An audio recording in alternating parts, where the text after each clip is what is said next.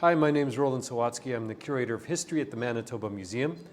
And today I'm going to talk to you about 3 violins that are on display in our new galleries and the one person who had something to do with all of them. His name is John Smith, and he was a Scottish luthier, a violin maker and repairman. And he moved to Winnipeg in 1910, and he made this violin in 1914 at his studio at 617 Furby Street. He was the guy that people went to if they had a broken violin or if they wanted a new violin. He built over 130 in his lifetime.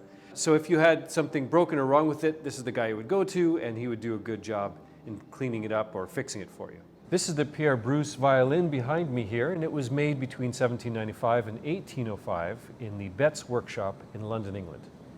Sometime in the early 19th century, it made its way to North America and then up through the Great Lakes and rivers with the Northwest Company, and it was eventually purchased by Pierre Bruce, a Métis guide and interpreter.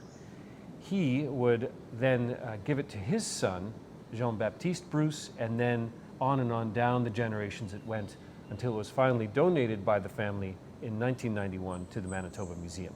John Smith repaired this violin in 1910 after Pierre Bruce III, as a teenager, was trying to tune the instrument without his father's permission and broke the neck.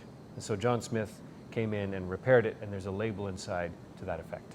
Behind me here in the cabin is the Alexander Sutherland violin.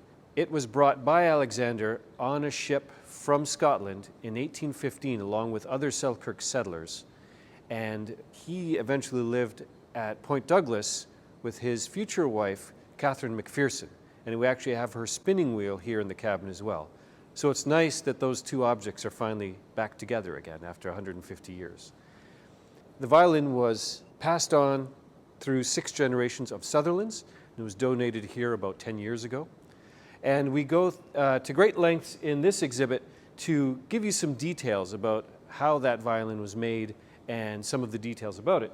And one of my favorites is on the inside, there's the label of John Smith, who repaired it in the 1930s because somebody, we think, sat on it and crushed it. And so he was able to repair some of the top of the violin.